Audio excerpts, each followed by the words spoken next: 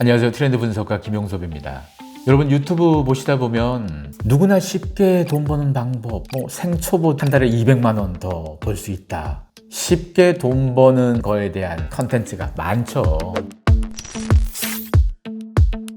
회사 다니면서 가볍게 하는 부업 이런 거부터 초고수익화 방법, 한 달에 1000만 원을 더 벌었다. 아니면 여러분이 자고 있는 동안도 돈이 벌어드립니다. 이런 쉽게 돈 버는 거에 대한 컨텐츠가 많죠. 어제 오늘이 아닙니다. 예전부터 계속 있었고 이런 컨텐츠에 반응한 사람들이 굉장히 많다 보니까 이런 컨텐츠를 자꾸 만들어서 트래픽을 늘립니다. 과연 돈 이렇게 쉽게 벌 수 있을까요? 정말 그렇게 쉽게 벌 수 있다면 그거 하고 있지 뭐하러 유튜브 콘텐츠 만들고 앉아 있겠어요? 웃기지 않습니까? 그런 콘텐츠 만드는 사람들이 왜 그 비법을 남들에게 이렇게 막 알려주면서 자기만 몰래 그걸 해서 잔뜩 벌면 되죠. 최근에 이런 흥미로운 이슈가 하나 있었습니다. 와디즈에서 상위 1% 초고수의 챗GPT 활용해서 초고수익 비법서 이런 전자책을 파는 펀딩이 있었는데요. 이 전자책이 싸진 않습니다. 가장 비싼 상품이 15만 9천 원이니까 전자책 치고 좀 비싸긴 한데 15만 9천 원.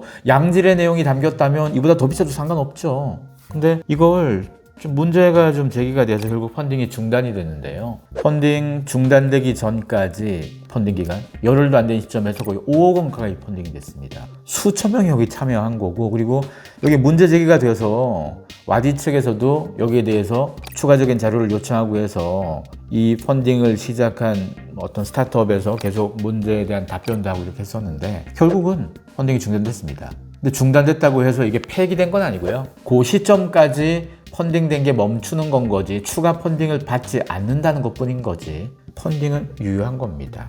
펀딩이 중단된 시점에서 3,526명이 참여했고 총 펀딩 금액은 4억 5천입니다.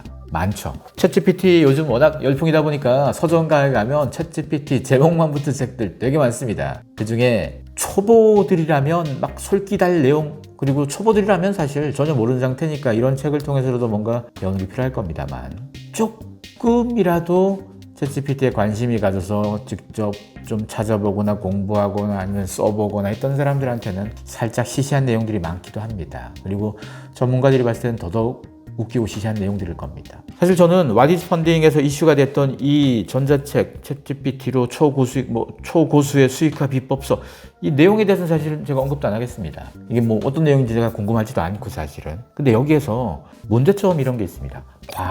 과장을 한 건데 가장 대표적인 게 이런 겁니다. 잠을 자고 있는 순간에도 수익을 만들어낼 수 있는 방법을 알려줍니다부터 창작의 영역까지 만들어준다. 거기다가 개발자, 우리가 일하다 보면 개발자가 필요할 수도 있고 무슨 마케팅 프로젝트 하다 보면 카피라이터가 될 건 마케팅 인력이 필요할 수도 있고 필요한 역할들이 꽤 있잖아요. 지금 여기 이들만의 얘기로 보자면 값비싼 전문 인력 영원으로 가능하다. GPT만 쓰면 된다. 돈 쓸 필요 없다. 정말 그럴까요? GPT가 갖고 있는 장점도 있지만 아직 한계도 명확하고 지금 여기 나와 있는 내용만 보자면 웬만한 직업을 GPT로 대체가 가능한 것 같은 느낌도 좀 들 텐데 실제로는 그렇지 않습니다. 그리고 우선 과장이라는 것 자체가 상품을 파는 데 있어서 신뢰 문제인 거죠. 이 전자책 하나를 위해서 미국까지 날아갔다 왔다 이렇게 실리콘밸리에서 온 개발자 이런 표현을 썼는데 실제로 실리콘밸리에서 근무한 사람들은 아니고요. 거기서 유학한 사람들도 아니고요. 고대학생들입니다. 고대학생들이 만든 스타트업이고 그냥 6일간 실리콘밸리 갔다 왔다는 거고, 그리고 여기서도 이미 인재들은 챗GPT로 이미 수익화하고 있습니다 라고 썼는데 이 회사, 이 전자책을 만드는 저 회사도 이게 챗GPT를 통해서 수익을 거뒀다라는 증거가 없어요. 사실은 수익을 거두긴 거뒀지만 이게 챗GPT 때문인지 아닌지 명확한 게 알려지지도 않고, 사실 어떤 제품, 어떤 물건을 팔 때 이렇게 과장해서 신뢰가 조금 무너지게 되면 그러면 사실 거기서부터 이 모든 문제가 좀 생기는 거죠. 저는 이 이슈가 이 컨텐츠가 얼마나 좋고 안 좋고 가격에 비해서 부실하고 아니면 만약에 가격만큼 충분히 충실하고 이게 중요한 게 아니고요. 여기에서 가장 중요하게 바라볼 지점들이 뭔가 하면 쉽게 돈 버는 방법이라는 걸 자꾸 내세우고 있고 이런 컨텐츠, 이런 주제로 사람들이 반응하고 있다는 현실입니다.